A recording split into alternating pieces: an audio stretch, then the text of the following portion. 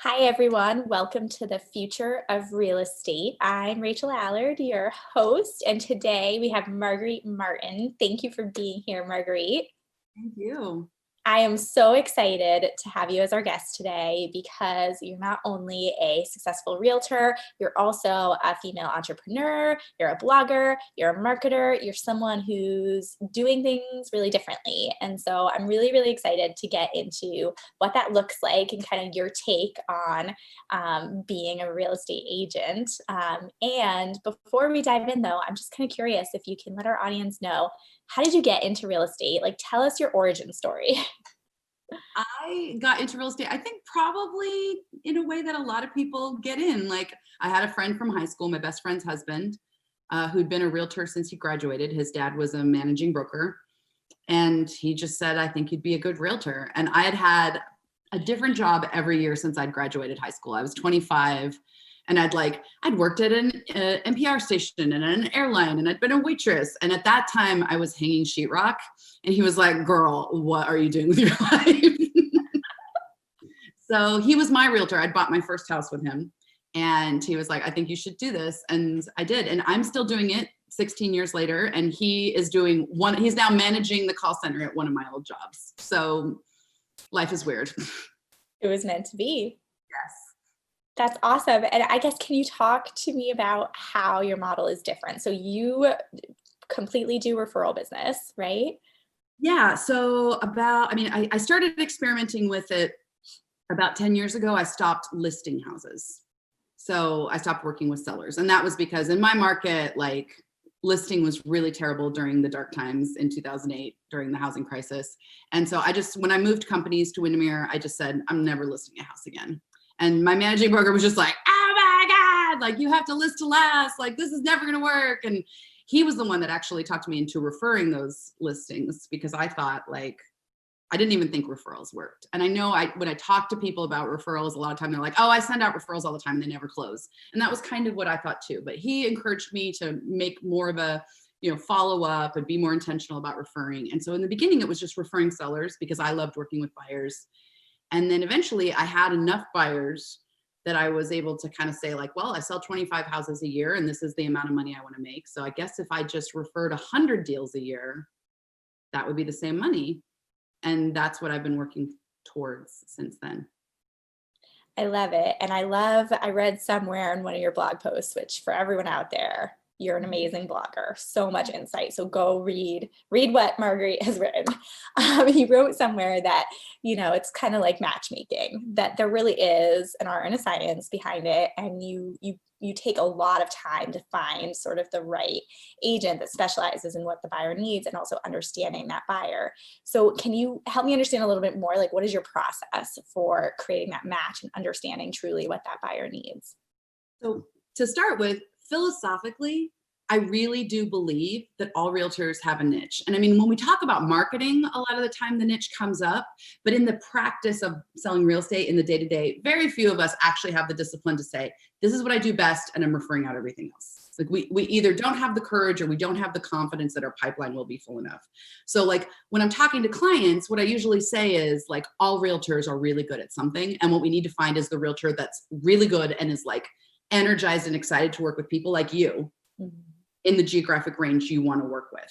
And by people like you, I mean people with your price range, your financing, your architectural preferences, your neighborhood amenity preferences, right? Like something, that specializes in the thing you do. And then some clients, they don't know, they think real estate agents are a commodity because we behave that way, right? We act like we're all the same. And so, and we can all, because if you ask a realtor, like, what do you do best? They say, oh, everything, I'll do anything. And this comes up a lot in referrals, right? Because people are like, hey, send me some of those referrals. And I'm like, great. Like, what are you doing a lot of? What do you really love transacting right now? And they're like, oh, anything.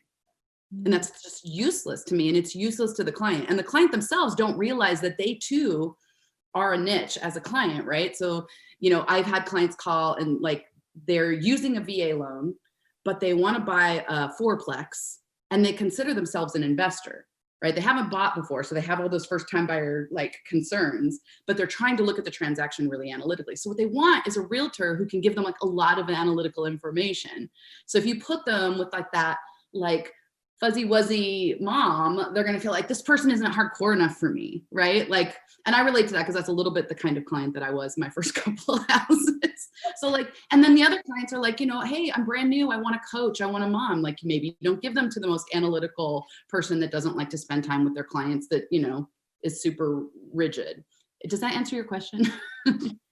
Totally. Well, and I love that you said that everyone has a niche, because I come from, you know, a marketing background, totally believe that. And I'm curious, I mean, do you help other agents discover that niche, or are you kind of selective about your time and you're like, actually, if you don't know, like you need to do that self-discovery on your own and come back to me kind of thing? Well, this is a funny question. So, I mean, I'm not sure how to say this like nicely, but like full-time referral does not take as much time and energy as transacting real estate. Like to me, transacting real estate is really difficult work. Like real estate agents work really freaking hard. And to be a referral agent, like you have to be really good at attracting clients and really good at connecting them so that, you know, they're happy together and they actually close. Because that's the key. If you are sending out a lot of referrals and they're not closing, you're just not making good matches. So that art and science, developing that, getting better at that, getting better at asking questions of agents and clients, like that's the thing. But once you kind of start to figure that out, you have a lot more free time than a regular agent. So I have been doing like how to identify and attract your ideal client classes. Like I do them for my brokerage. Another guest you've had here, Stacy Staub, owns a brokerage, Weston, Maine in Denver. She's invited me out to do them. And since this whole like plague thing has started, like I've been doing them online. So I talk about ideal clients with agents as a way of trying to like persuade them to have niches. Mm-hmm. Because it makes your marketing you makes your marketing so much more efficient. If you know who you're talking to, if you're spending time and money to attract clients, like just spend it attracting the people you most want to work with. Everyone else will still come, but like spend the time and money attracting the best people. And so, yeah, I love talking about that. It's not really how I make money. Obviously I make money from referrals, but I'm obsessed with it. Yeah, well, and they're interrelated. And I like that you mentioned, you know, being really good at attracting buyers, but also sort of this coaching aspect that you're developing during this pandemic year that we are in. And you do have a podcast. You know, you have moved to Tacoma, excuse me, that's a mouthful.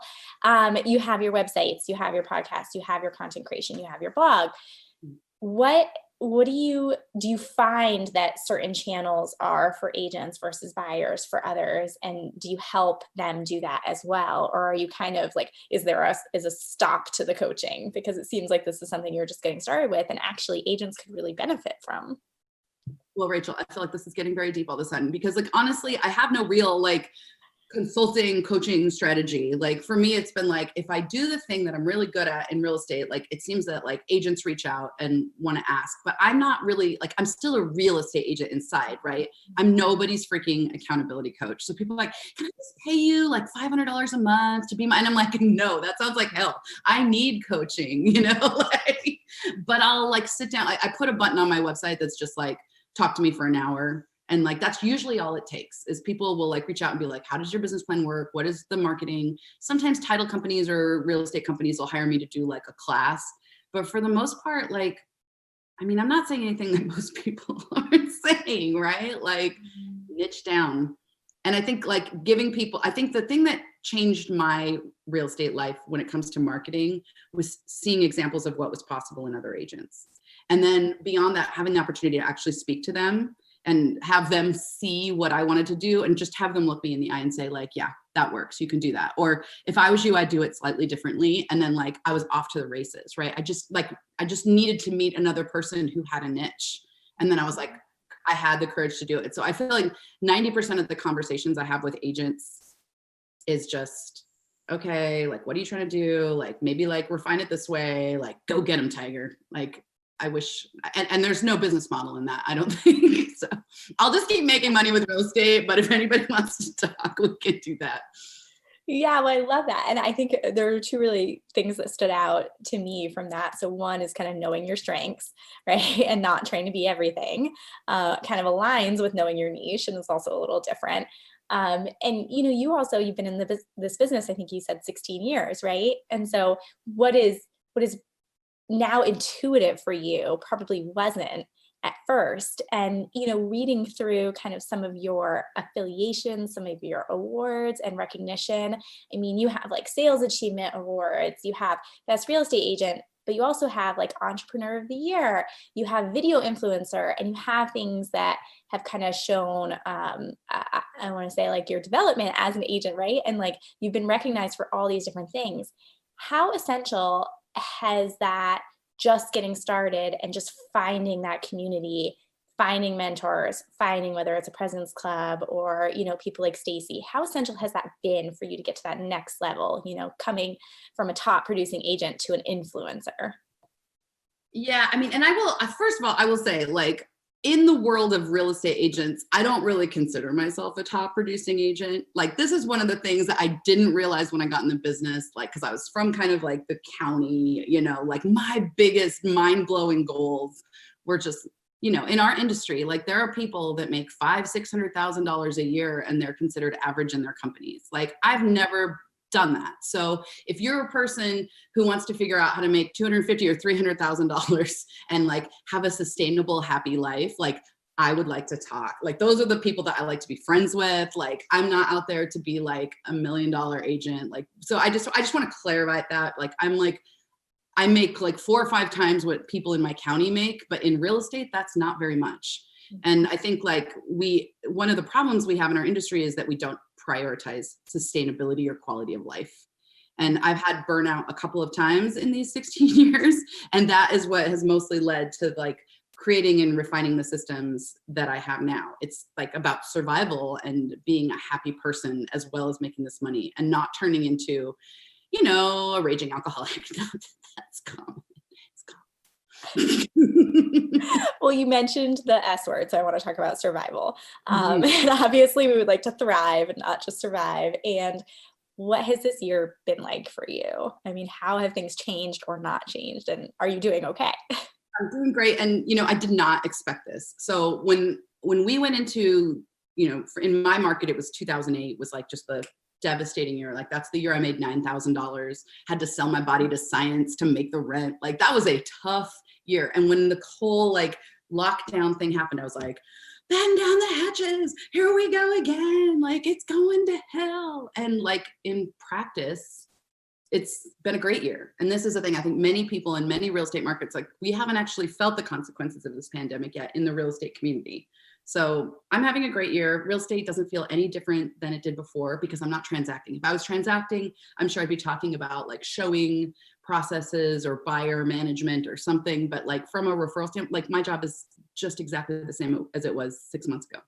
Mm-hmm. And do you feel like actually business, I mean, has it picked up because there are people looking to move and flee sort of the urban areas? You're in Tacoma, so you're pretty close to where kind of things started.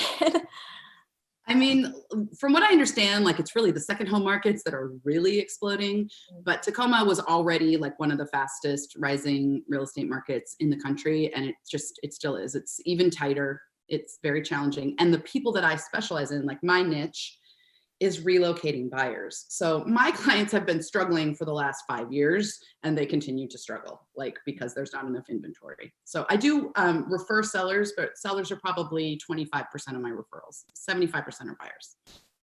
Gotcha.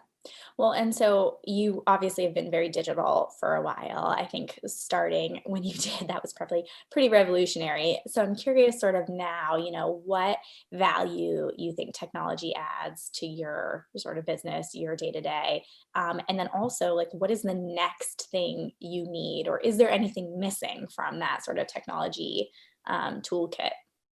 I think for me personally, I kind of, in my group of real estate agent friends, I think that we have like different prospecting talents. And for me, like, I just can't close to save my life. I hate it. It's part of my wounding, my childhood stuff. My therapist could probably tell you more about it, but I do not like to ask people to work with me. I don't like to ask people for anything. I hate it. And so for me, like, all of this digital strategy, all of the blogging, all of the video, people are like, how do you find the energy to do all of that? It's like, it's because I cannot meet someone in an open house and say, would you like to work with me? So this is the elaborate dance that I do to avoid that situation. And cumulatively over the last, 10 years or so of it didn't start with all of this stuff overnight, right? First it was a blog, getrealtacoma.com, where I was just blogging about real estate in Tacoma. And then it was doing some videos, and then it was layering on a different website that was more of a community neighborhood angle. I very rarely talk about real estate there, moved to tacoma.com, and then more videos about the community and the neighborhoods, and then the podcast. And like, you know, you layer all these things on, and then you have all these distribution channels that are the social networks, and you have your business profiles and you have your personal profiles. And it becomes this like giant interlocking web that supports you, and it supports you day and night. And I know this because like I took a year off and it didn't stop working. And that to me, I mean, I didn't intend to like make it proof of concept for this tech, but it really is. Like, I think it's hard work to get up and do an open house twice a weekend. But when you're done with the open house, you're not prospecting anymore.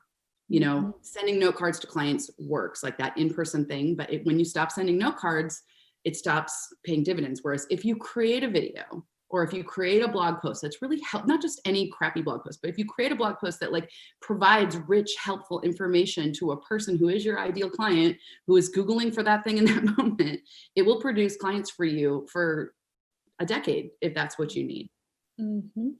It's funny. Yeah, you absolutely did. I mean, I can totally relate. We see some blog posts that are, you know, the best places to watch the fireworks on Martha's Vineyard from 7 years ago, that because it's a topic that everybody, you know, wants to know and comes back to, it does have that evergreen component. So I love that. You kind of created a sustainable business model without necessarily intending to have it be as sustainable as it was. Yes. Right. So technology-wise, I would say like, I don't, and maybe it's just because I'm getting older, I don't know, but I don't feel like I haven't like hopped on TikTok for prospecting, right? Like I'm working a lot of the same technologies I've been working for the last 5 years. You know, podcasting was probably the last new thing that I did. And, you know, it just still works in exactly the same way. The whole thing is technology should just be an amplification for people who, like me, like to work by attraction and like to target a niche. Like, it's like, how do you get in front of the people you most love to work with and provide them with information that makes them like and trust you? And it doesn't have to be real estate information, because since we are ourselves the human product, like just getting people to like and trust us is usually enough. So you can talk about anything. And if you dig into the stuff that I blog about and the stuff that I podcast about, like I talk a lot about politics and things that a lot of real estate agents would never go anywhere near. And it doesn't matter. Like you could probably talk about cupcake baking. And if people like and trust you, you could probably convert off of it, right? Like that's the unique thing about our business that's so different than social media marketing for like a bakery or something, right? Absolutely. I mean, even just in this interview series, I've been able to see just how genuine and authentic, but also how much, you know, everyone is different and everyone has kind of embraced, well, I don't want to say everyone, the most successful entrepreneurs and leaders I think out there, and agents really are those who have sort of embraced who they are. And, you know, it is a relationship industry. So you're right. I mean, even the concept of ninja selling and abundance, like there are people who are going to want to naturally work with you versus someone else because of that, because of who you are. So I like that you said technology is really just that amplification of your natural self. And if I could like just have a slight caveat to that, I will say that the one like pitfall in this is like the creation of persona, which is older than Instagram for realtors. Like realtors have been creating and selling personas since the olden days, like the hat lady realtor, the realtor holding his dog, right? Like we've always found ways to sort of personify ourselves because we are the product. And I think like in the age of social medias, like it is something to be mindful of, like that sort of performative vulnerability or that performative authenticity where you've created like the version of you that is the real estate version of you that you use to sell. And I think that some of us can get into trouble with that psychologically. So I would just say like, it's okay to be authentic. It's okay to put yourself out there. It's a good idea. Like we are the product, but also like, man, get some boundaries because it can get really stressful if you don't. And also like if you create a version of yourself for the internet that you sell to clients, it can begin to feel kind of dissonant over time. So like just be mindful, like, is this really me? Like, and does this version of me, is it allowed to change? I think that's one thing I've been thinking about for the last few years is, you know, I've made this website and I am this person, but I've also changed so much in the last 5 years. And like, I wondered in the moment, like, am I allowed to change online? Am I allowed to let people know how I'm different? Like that has been a real thing for me. And I wonder if other agents out there are experiencing that as well. Mm-hmm. Well, that's amazing advice. And I think what you just said totally resonates. I'm curious, I want to put you on the spot, hopefully in a good way. So you are the skydiving agent is also one of the ways you branded online. Have you been skydiving? Okay, so the skydiving agent thing is a really good example of this. So when I started real estate, I was 25 years old and was regularly skydiving, right? Like I was married to my skydiving instructor at the time. Like spoiler, that did not work out. But like, it was kind of like a big part of my life. And as time went on, like going into the downturn, becoming a person in their 30s, like not wanting to hurt my knees, like all kinds of things. I had hundreds of jumps and then I slowly started jumping less, but it's still my email. It's still something I've done, but it's not something I do every day. That said, like it does sort of capture like the spirit of how I go through life, right? Like I've kind of like a go for it, risky sort of attitude towards life. So I feel like it's not false advertising, but there's some dissonance, right? Because I'm not the same person I was when I was 25. Yeah. I'm 41 this weekend. Your birthday's this weekend? Yeah. Happy birthday. Well, and that's awesome. And, I think not getting too much down the philosophical path, clearly you are still someone who, you bring that energy and that enthusiasm. And so it does not seem like a huge, like false advertising to me. Just let me know if you think I should change my email. I'm open to that feedback. I love it. I love it. Keep it. So I want to talk about the future because we don't, none of us have a crystal ball, and you have accomplished a lot and you've grown a lot and you have this amazing advice. You seem like you're in a really good spot. So are there, have you set any goals? Are you a goal person? And are there things that you want to do in the next 2 to 3 years? So it's so funny. Like, yes, I am a goal person and I haven't had like big goals for like the last few years. And I really hit a point in 2017. Like I'd made more money than I thought I could make. I was doing it all by referral. And the problem with referrals, for those that are interested in emulating this business model, I'm just going to tell you, like the problem with referrals is once you get out, transacting is like a drug. Like, I don't think real estate agents who've been doing it for a while really understand like how much mental and emotional bandwidth is going into being there for people during the most stressful event of their lives. Mm-hmm. And when you take that away, it's like, it reveals so much inside. Like I had a really hard time. And I was suddenly like, look around at my life with a little more bandwidth and realizing like, wow, there are a lot of things in my life that are not the way I want them. And I was making good money from the referrals. And I was, I had a lot of things that I wanted. And like you were saying before about awards, like I love awards.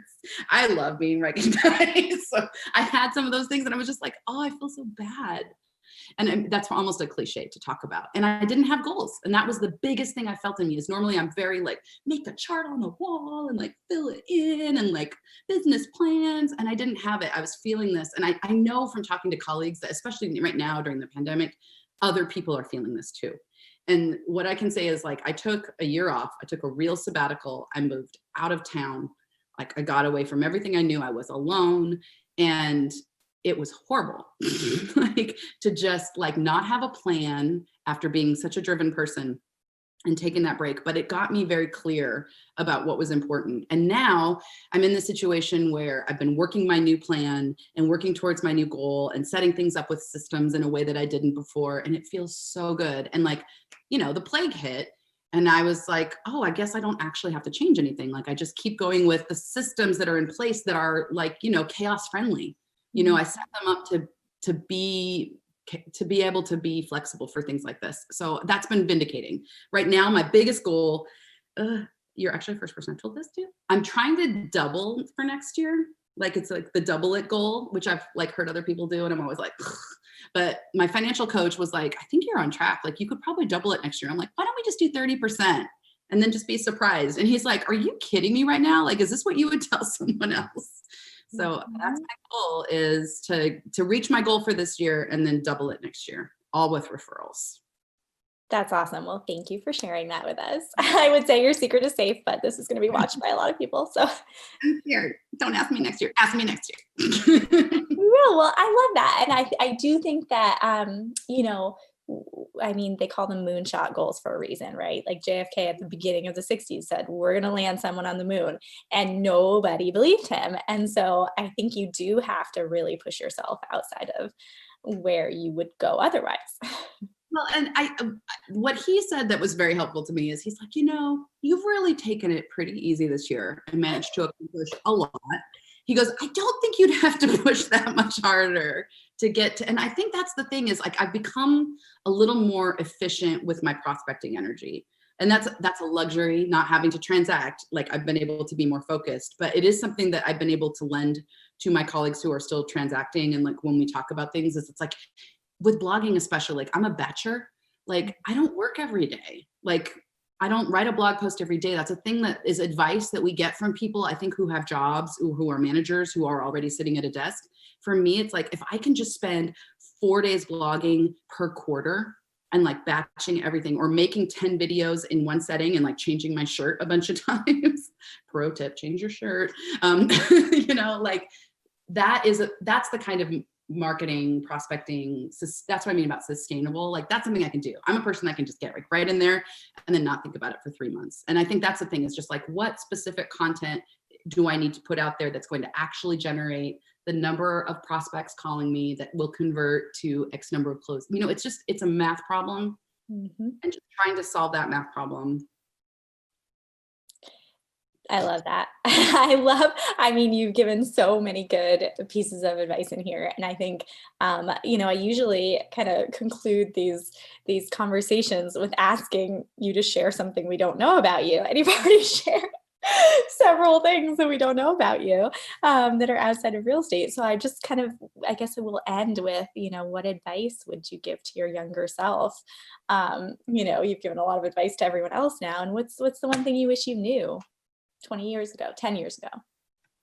I'd say like probably a combination of like set bigger goals and go to therapy.